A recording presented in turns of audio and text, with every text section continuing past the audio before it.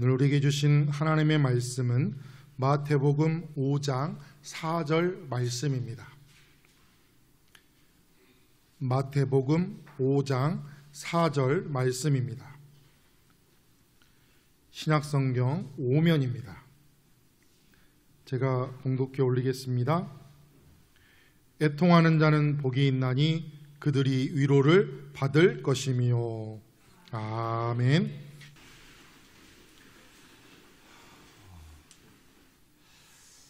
추석 명절이라 다 계획이 있으시고 또 움직이시고 또 여행도 계획하신 분도 계실 것이고 또 멀리 있다가도 또 예배 때문에 오늘 이렇게 또 여러분들 참여하신 분들도 계실 거예요.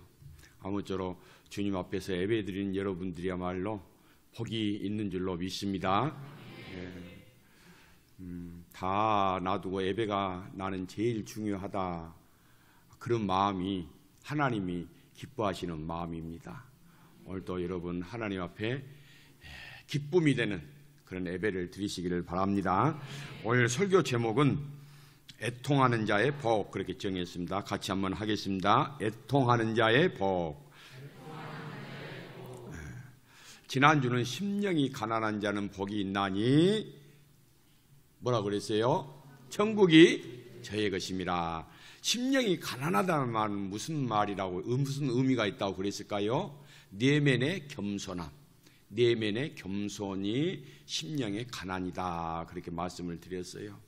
저 깊은 내면에 예수님을 내 인생의 주인으로 모시고, 예수님을 내 인생의 주인으로 모신 그 겸손, 또 자기를 부인하는 그 상태가 바로 심령이 가난이다, 그렇게 말씀을 드렸습니다. 생각이 나시죠? 그래서 심령이 가난하지 않으면 사랑할 수가 없다. 심령이 가난한 자가 진정 사랑하는 것이다. 심령이 가난한 사람이 충성하고 섬기고 기도하고 예배 드릴 수가 있다. 심령이 가난하지 않는 자가 다른 것 한다는 것은 그것은 종교에 불과하다, 그렇게 제가 말씀을 드렸습니다. 오늘은 두 번째로 애통하는 자는 복이 있나니 그들이 위로를 받을 것이다, 그렇게 말씀을 했습니다. 자, 세상에서 보통 우리가 일반적으로 생각하는 복, 그러면 그 복에 대한 정의가 여러 가지가 있을 수가 있을 거예요.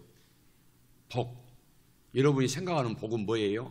건강하고 또 돈도 쓸 만큼 있고 자식 농사 잘 지었고 이 세상을 사는데 슬픔과 걱정이 없는 삶이 바로 복이 있는 삶이 아니겠느냐, 이렇게 보통 우리가 쉽게 정의할 수가 있습니다.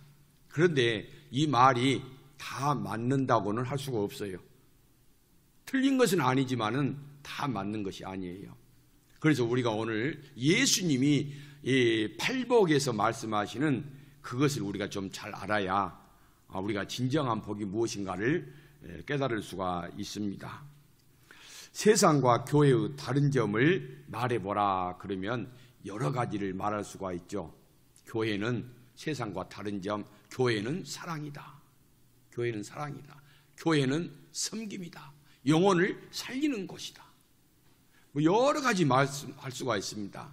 그런데 오늘 본문 말씀을 중심으로 해서 교회는 세상과 다른 점이 뭘까요? 그럼 쉽게 여러분이 답을 추론할 수가 있죠. 예측할 수가 있습니다. 뭘까요? 교회와 세상이 다른 점은 애통하는 것이에요. 세상은 애통이 없습니다. 여러분, 세상 사람들, 세상에서 세상이 타락해져 가고 부패해져 가는 것을 보고 애통하며 기도하는 거 봤습니까? 눈물 흘리며 기도하는 거 봤냐 이 말이죠. 도덕적으로 윤리적으로 너무너무 타락해져 가는 이 세상을 보면서 슬퍼하며 탄식하며 눈물 흘리며 기도하는 애통을 보셨습니까? 세상이 갈수록 악해져 가는 것을 보고 슬퍼하며 애통하는 기도를 하는 것을 세상에서 보셨냐 이 말이죠. 세상은 그런 게 없습니다.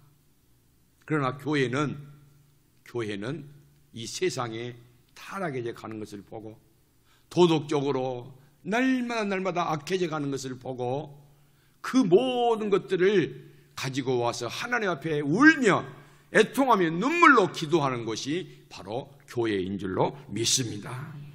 우리 예수님께서는 우는 자가 복이 있다, 우는 자가 복이 있다, 애통하는 자가 복이 있다, 눈물 흘리며 기도하는 자가 복이 있다 그러셨어요.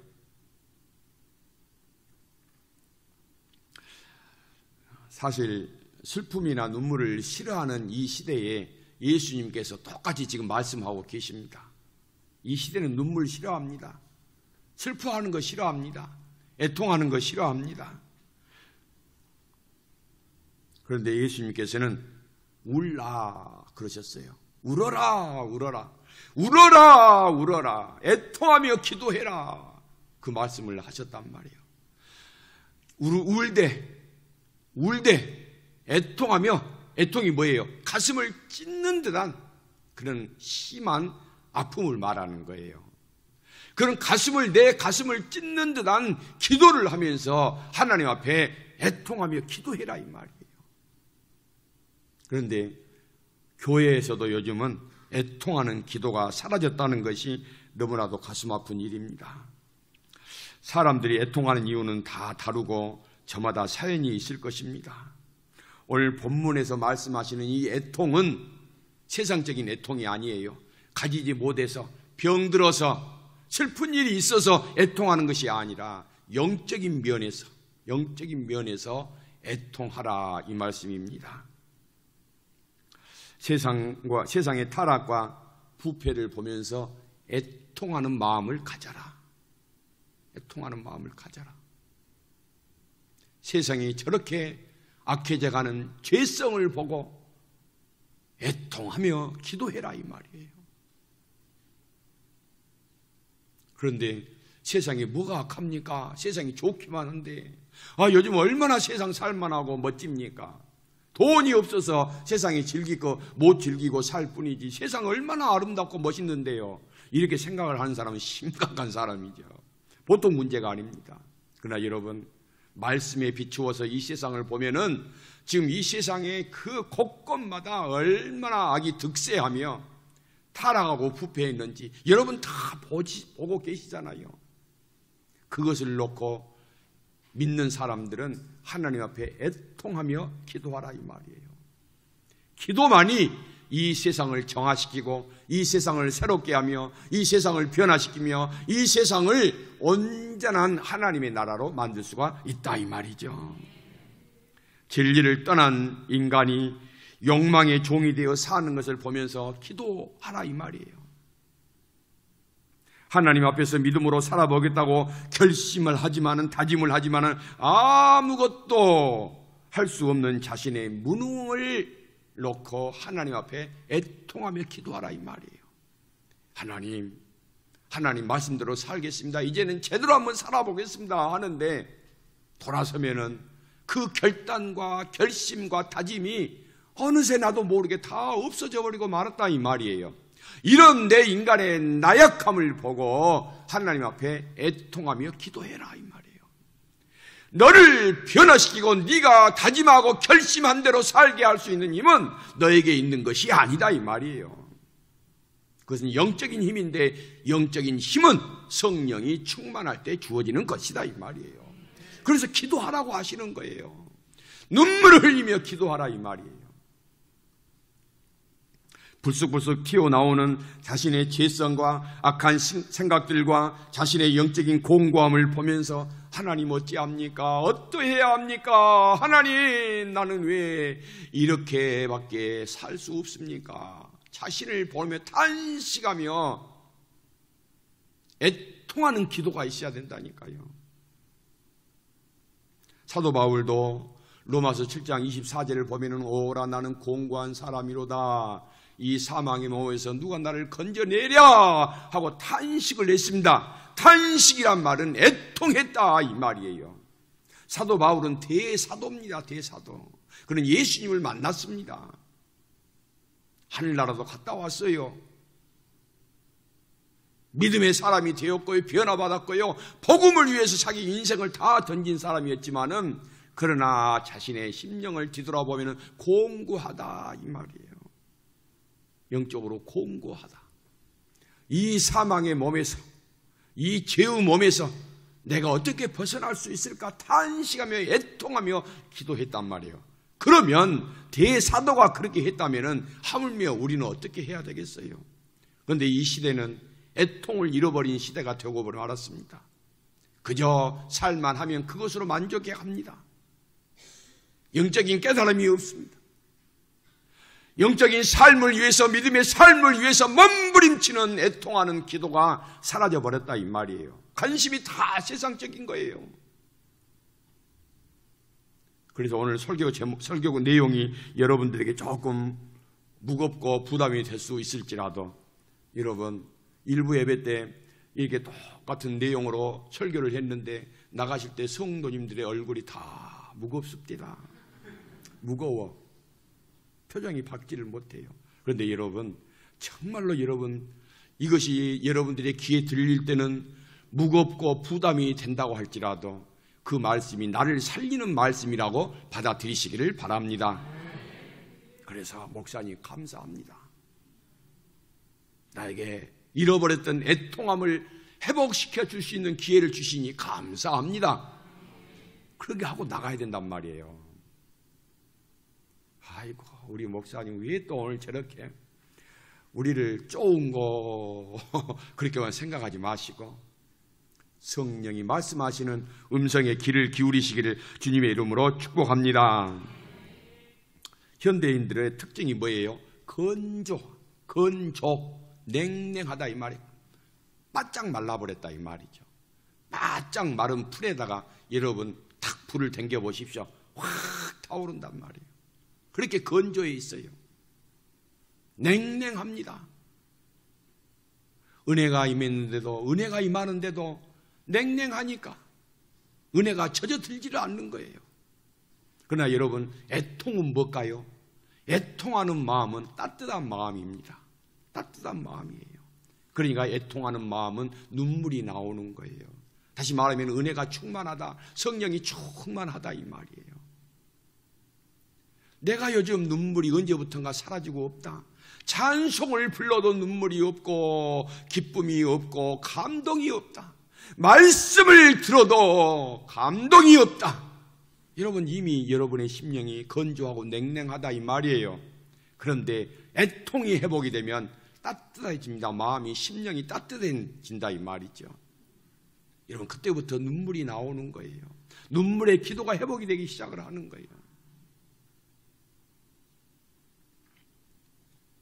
애통이 없다 이 말이 무슨 말이냐? 제 나름대로 이렇게 해석을 해 보면은요, 애통이 없다, 무감각, 마비되었다. 저는 그렇게 해석을 했습니다.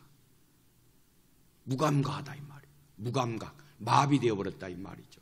그러니까 내가 지금 애통이 없다는 것은 내 영이 무감각해지고 마비되었다 이 말이에요. 내 신앙이 굳어져 있다 이 말이에요. 내 믿음이 감각을 잃어버린 거예요. 감각을 잃어버려. 어느 교회 집사님이요, 그 높은 데서 공사를 하시는 분인데 그냥 발을 헛디뎌가지고 추락을 했어요. 떨어졌다 이 말이에요. 병원에서 전신마비, 몸을 움직일 수 없다 그런 진단을 받았어요. 그래서 온 교회가 본인도 하나님 살려주세요. 제 몸 회복시켜 주시면 제가 주님을 위해 살겠습니다. 교회도 하나님 그 집사님 살려주셔야 됩니다. 아직 젊습니다. 해야 될 일이 많습니다. 교회가 전심으로 애통하며 기도를 했단 말이에요. 이 전신이 마비된 것이 다 풀어지고 회복이 된 거예요. 그런데 한쪽 팔만 마비가 안 풀린 거예요. 꼬집어도 때려도 뭐 추운 거 차가운 거 이 전혀 감각이 없는 상태가 되어버리고 말았어요. 근데 어느 날 주일날 예배드리러 오는데 보니까요, 그 집사님이 손에다가 붕대를 감고 오셨더래요. 그래서 목사님이 물어봤대요. 아니 집사님 왜 손에 붕대를 감으셨어요? 물어보니까 집사님이 씩 웃으면서 그러더래요.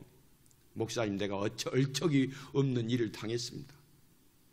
가스에다가 불을 탁 켜고요, 잠시 생각을 하고 있었는데 한참 있다 보니까요, 뭔 냄새가 나더래요.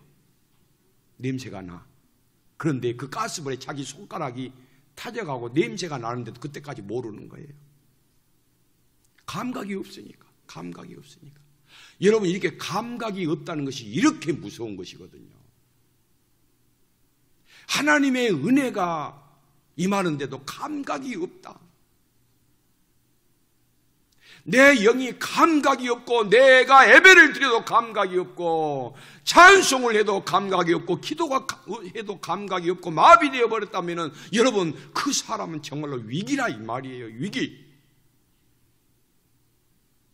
그런데 위기 속에 살면서도 내 영적인 기능이 마비가 되어 버렸음에도 불구하고 아무런 위기의식을 못 느낀단 말이에요. 그냥 사는 게 불편함이 없으니까, 사는 것을 만족하고 있으니까요. 부족함이 없이 사니까요.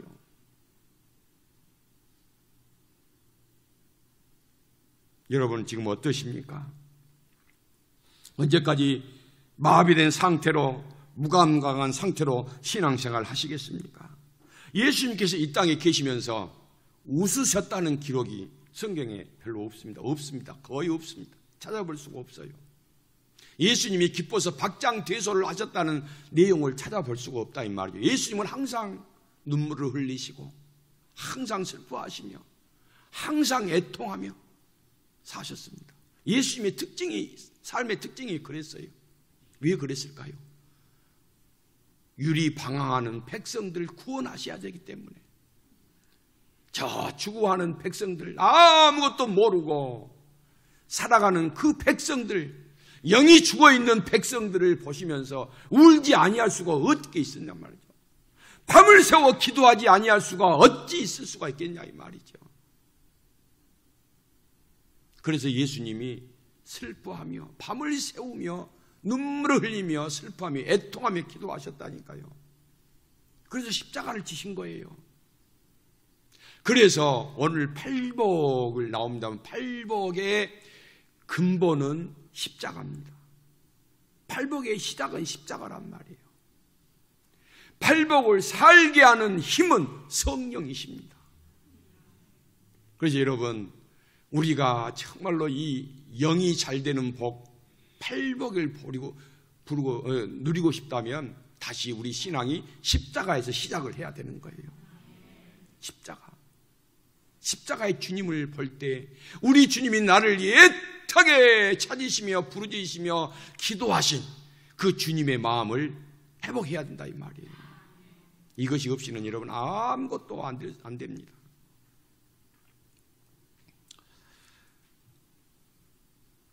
우리는 너무 성령의 탄식에 무감각할 때가 많이 있습니다. 성령이 우리를 위하여 말할 수 없는 탄식으로 기도하신다 그랬거든요. 성령의 탄식이 여러분 애통함이 들려지셔야 돼요. 깨달아지셔야 된다 이 말이죠. 그런데 그것에는 별로 사람들이 관심이 없어요. 단지 세상 것, 편하고 잘 먹고 잘 살고 누리고 살고 부족함 없이 살고 이런 것에만 관심이 있다면 온통 관심이 그거예요. 어떻게 하면 내가 좀 높아질까? 어떻게 하면 내 이름을 드러낼까? 이런 수준에 있단 말이죠. 여러분, 성공하는 것 중요합니다. 성공하셔야 됩니다. 잘 사는 것 중요합니다. 잘 사셔야 됩니다. 잘 되는 것 중요합니다. 잘 되셔야 됩니다. 부족함이 없이 사셔야 됩니다. 부유하게 살아야 됩니다. 남들이 부러워할 만큼 사는 것 복입니다. 그런데요, 애통이 없으면 그런 것들이 무슨 유익이 있겠냐 이 말이죠. 애통이 없는데, 영이 죽었는데, 영이 마비되어 있는데, 내가 세상에서 잘 되면 뭐하고, 부유하면 뭐하고, 성공하면 무엇이 그것이 나에게 유익이 되겠느냐 이 말이에요. 정말로 중요한 것은 내가 애통하는 마음이 있어야 되는 거예요. 엄마가 자녀들에게 야, 교회 가자. 교회 가서 하나님 예배 드리자. 그런데 그 말을 들은 자녀들이 엄마, 나는 내 일은 내가 알아서 할게. 너무 간섭하지 마. 나도 생각이 있어. 이렇게 요즘 자녀들이 대답을 한단 말이에요. 그러면 그런 자녀들을 보고 여러분들은 어떻게 해야 되겠어요? 하나님, 내 자녀의 이 완고함은 저의 완고함입니다. 제가 예전에 하나님 앞에 이렇게 완고한 마음을 가지고 하나님의 뜻을 헤아리지 못했습니다. 하나님 뜻을 따르지 못하고 내 욕심대로, 내 완고함대로 살았던 내 신앙을 회개합니다. 해야 된단 말이에요. 근데 우리는 엉뚱하잖아요. 자녀를 위해서 애통하는 기도를 한마디도 할 줄을 모르면서 자녀 취직시켜 주세요. 결혼 배우자 잘 만나게 해 주세요. 좋은 직장 다니게 해 주세요. 건강하게 해 주세요. 다 기도는 그렇게 하잖아요. 그런데 순서가 완전히 바꿔져 버린 거예요. 잘못된 것이다 이 말이죠. 남편에게 여보 이제 우리 같이 나이 들어가는데 신앙생활 같이 합시다. 하나님 믿읍시다. 남편은 뭐라고 합니까? 나는 지금까지 이대로 잘 살아왔어. 자네나 잘 다녀. 나 이렇게 타치하지 말게. 나 교회에 다니라 하지 말게. 죽으면 당신이나 나나 다 똑같아. 이런 남편의 반응을 보고 여러분들은 어떻게 하십니까? 어떻게 하시냐 이 말이에요. 하나님, 내 남편의 이 안아감을 불쌍히 여겨 주시옵소서. 제 아이들과 제 남편 어찌합니까? 제가 제 남편과 아이들에게 예수님을 보여주지를 못했습니다. 믿음의 본을 보여주지를 못했습니다. 주님, 다 내 잘못입니다. 애통하는 회개의 기도가 있어야 된다니까요. 그런데 여러분, 애통하는 회개의 기도를 들리십니까? 한참 잘못돼도 너무너무 지금 잘못되어 있단 말이에요. 언젠가는 잘 믿겠지. 언젠가는 좋아지겠지. 우리는 이런 정도로, 염원 정도로 끝나버릴 때가 많이 있단 말이죠. 애통하는 자에게 하나님이 응답해 주시고, 애통하는 자의 마음을 이루해 주시고, 애통하는 자에게 하늘의 복을 주신다고 했사오니, 여러분, 애통을 회복하시기를 주님의 이름으로 축복합니다. 1부 예배 때는 아멘도 다릅디다. 2부 예배 여러분들이요, 왜 그러십니까? 지금 마음이 좀 무거워지죠? 무거울 때 아멘을 하시라 이 말이에요. 애통하십시오. 그러시면 안 되는 거예요. 주님, 정말로 제가 애통해야 될 사람입니다. 이런 마음으로 여러분 기도하시면서 예배를 드리고 말씀을 들으셔야 된다 이 말이죠. 직분자가 애통이 없으면요, 이미 영적으로 심각한 수준에 빠져 있다는 사실을 아셔야 됩니다. 애통은 기도하는 사람에게 성령 충만하게 해주시는 하나님의 영적인 축복이거든요. 그런데 언제부턴가 예배가 은혜가 안 되고 예전처럼 신앙생활을 해도 감동이 없을 수가 있습니다. 이것이 뭐예요? 영적인 위기란 말이죠. 위기. 예전처럼 기도가 안 되는 거예요.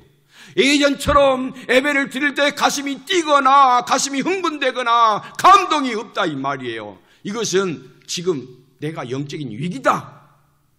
그래야 되는데 아무런 개념이 없다 이 말이죠.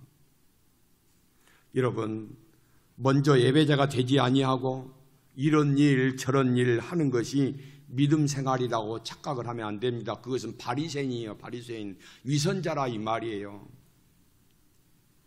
애통이 회복되는 가장 첫 번째 것은 하나님 앞에 진실한 예배자의 영과 진리로 마음과 뜻을 다해서 예배를 드리는 자에게 하나님이 애통의 은혜를 주십니다. 애통이 회복이 되어야 한다니까요. 목사님, 나 애통이 뭔지도 모르겠습니다. 뭐가 내가 애통할 것이 있다고 그러십니까? 그런데요, 저는 순간순간마다 목사지만은 애통하며 기도합니다. 하나님, 목사라는 내 때로만 달았지 제 속에 불쑥불쑥 튀어나온 혈기 도저히 목사라고 생각할 수 없는 그런 생각들이 저를 사로잡습니다. 정말 어떻게 보면 사도 바울의 그 탄식이 저에게도 있단 말이에요. 그때마다 주여 주여 저를 용서하옵소서, 저를 변화시켜 주옵소서. 저는 그런 기도를 합니다. 기도 안 할 수가 없어요. 왜냐? 저도 결단하고 결심하고 다짐을 하지만은 돌아서면은 또 옛날 본성대로 살고 육을 따라서 살고 그렇게 살더란 말이죠. 자존심 따라서 살고. 기도 애통하지 아니할 수가 없어요. 애통해야 됩니다. 순간순간 우리는 성령의 지배와 다스림을 받아야 된다 이 말이죠. 여러분, 제가 목회하면서 제일 염려스러운 게 뭐냐 하면은 믿음으로 하지 않는 사람들, 믿음이 없는 사람들이, 변화받지 못하는 사람들이 교회 앞에서 봉사하고 직분 맡아서 사역하면서 동분서주하는 것입니다. 그런데요, 그게 믿음이라고 착각을 하거든요. 그런데 그 착각이 결국은 자기를 속이고 자기를 죽인다는 사실을 아셔야 돼요. 믿음이 없이 하는데도 열심히 하면 그것이 믿음이 아닙니다. 그런데 우리는 잘못 생각하고 있단 말이에요. 여러분, 예배를 소중히 여기지 않으면서도 순서가 되면 얼마든지 대표 기도할 수 있고 찬양할 수가 있고 특송할 수가 있고 안내할 수가 있고 봉헌할 수가 있어요. 겉으로는 모르죠. 얼마든지 할 수 있다니까요. 목사도 영적인 상태가 엉망인데도 얼마든지 설교 그럴싸하게 할 수 있다 이 말이에요. 그런데 그것이 자기를 속이고 자기를 죽인다 이 말이에요. 그래서 우리는 일을 많이 할수록 애통하는 기도를 드려야 됩니다. 봉사하는 것이 많을수록 우리는 하나님 앞에 기도해야 된다 이 말이에요. 그것이 기본이에요, 기본. 언제부턴가 기도가 착 끊어졌는데도 아무런 위기의식을 못 느끼는 거 심각한 겁니다. 세상 것에 여러분 조금만 끊어지면 여러분들 불안하잖아요. 그런데 영적인 것이 끊어졌어도 불안하지 않는다면 그거 어떻게 합니까? 지금 위기란 말이죠.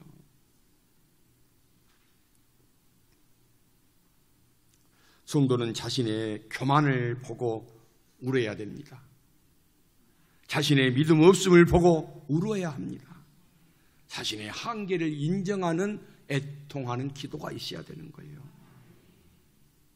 이런 성도에게 하나님께서 주시는 축복이 있어요. 복이 있어요. 그게 뭐예요? 위로하심이라 이 말이에요. 애통하는 자, 정말 회개하는 자, 부르짖어 기도하는 자에게 하나님이 위로를 주신다 이 말이에요. 하나님의 위로, 사람을 변화시킵니다. 믿음을 강건하게 합니다. 성령 충만하게 하는 것이 위로라 이 말이에요. 이 위로는 세상이 주지는 못하는 거예요. 세상이 줄 수도 없어요. 세상에서도 얻을 수 있는 것이 아닙니다. 우리 하나님이 주신 위로가 성도를 성도답게 하고 강건하게 하며 능력 있게 하는 줄로 믿습니다.